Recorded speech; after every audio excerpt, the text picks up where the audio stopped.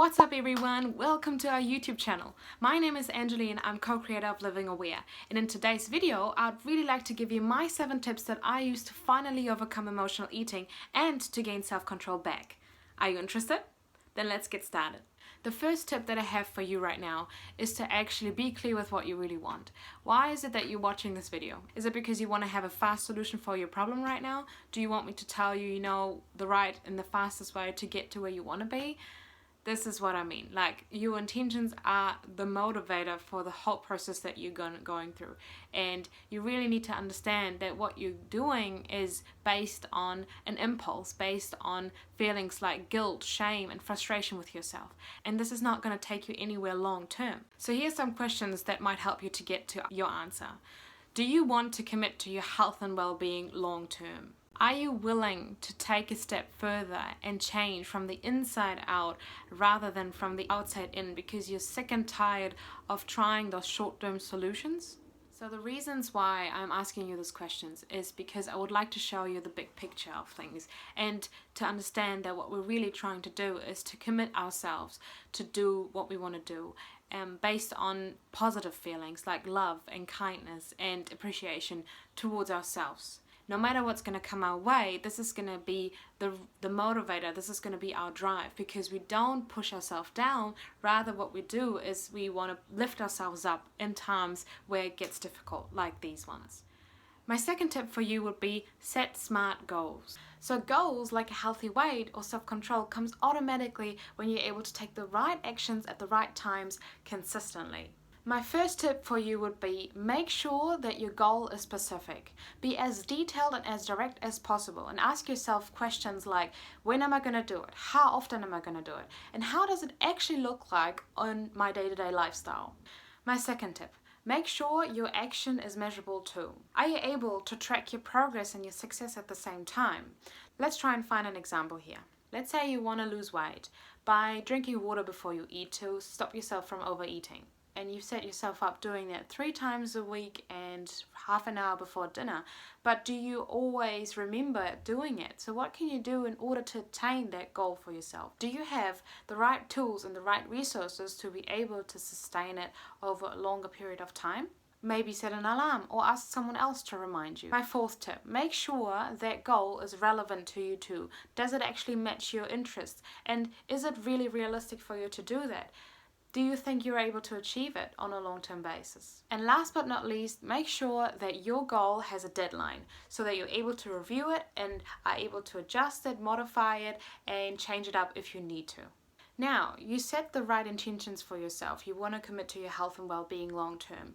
On top of that, you know exactly how to set smart goals. You're very aware of how detailed and how realistic you have to be with yourself. However, in my opinion, it's very important that we also include mindful practices in our lifestyle that benefit our progress and our success towards finally overcoming emotional eating.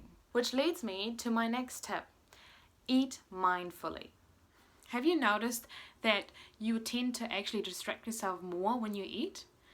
I have noticed that I have impulses telling me, oh, I really would like to watch something on my phone right now, or I really want to do something on my phone, or I really want to use the iPad, and la la la la la la. So these impulses that distract me of the food that I'm eating right now are so counterproductive for your goal. So next time when you sit down and you eat, make sure you don't have a TV around, you don't have a phone around. Your whole focus is just on the sensations of eating. Where are your thoughts drifting? How are you feeling? What is it that you're eating? Is it something that gives you something, nourishes you, nurtures you? Or is it something that you actually don't really like? Is it something that you're forcing yourself to eat? Another tip that I can give you that has helped me a lot in the past to understand the difference between hunger and emotional hunger is asking myself, or maybe let's say it this way, I imagine my least favorite vegetable or fruit. I'm sorry mom, but I never really liked apples. So what I did was I had this image in my mind, and every time I wasn't sure if I was really hungry, I asked myself, am I that hungry that even an apple could satisfy my hunger? Like, think about it. And then honestly, I would even feel like eating an apple because I was that hungry. So that is a good guidance for you to gain that self-control back and be like, oh, okay, I'm actually not really hungry. What can I do instead? My goal is drinking water. Maybe I should do that.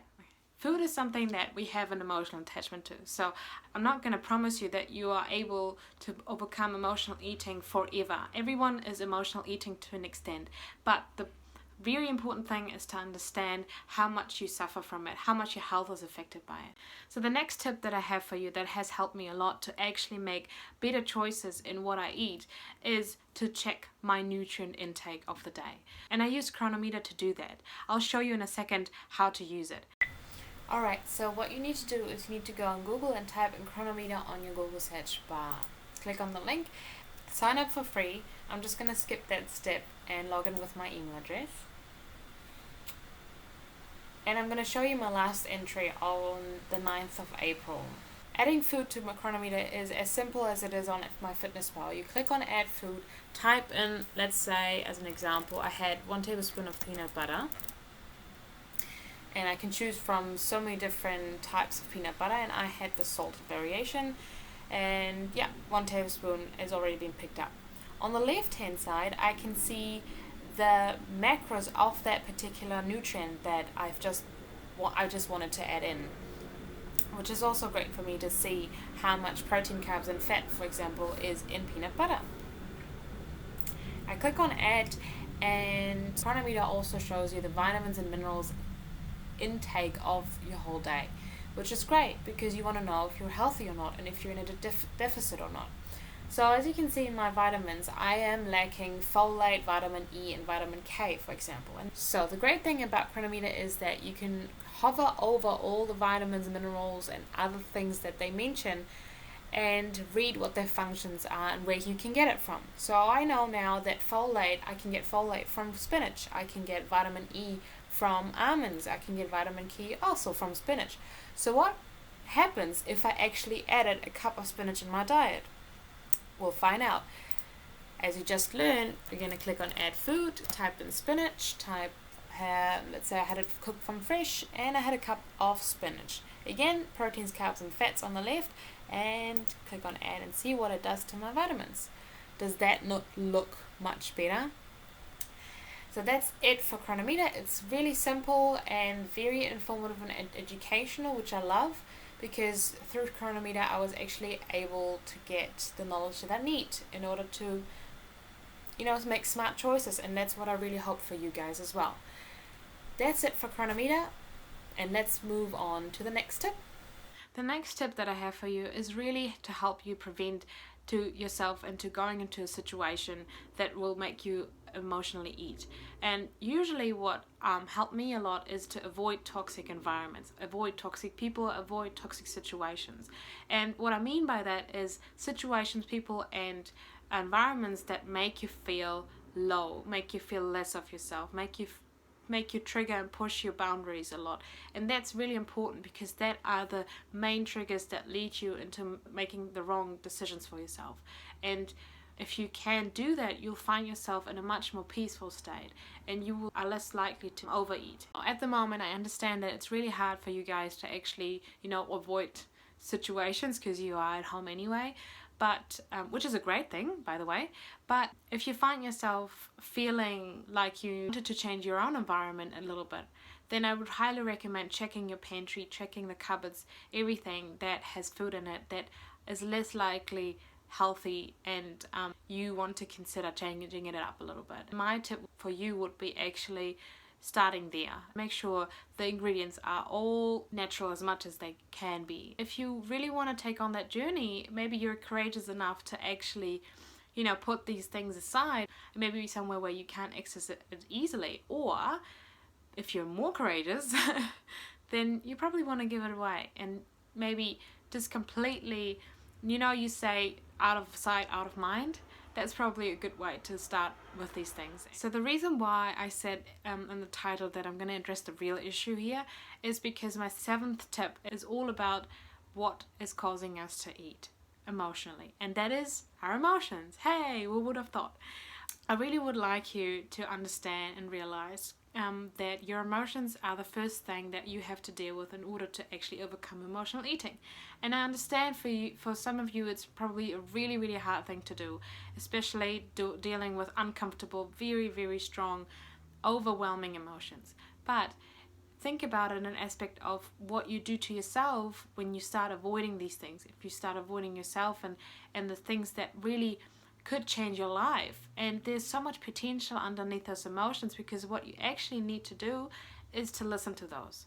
I have created a free worksheet for you guys. If you're interested, click on the link in the description below. That would actually help you to identify the triggers and really see and feel and become aware of the emotions that are related to it, and find a different solution for yourself. And now is the right time for you guys, because this is coming up for you, and this is something that wants to tell you and teach you something. So I highly recommend using that free worksheet to get you started. I really want you to be kind to yourself through this whole process. Thank you so much for watching. I really appreciate your time and attention.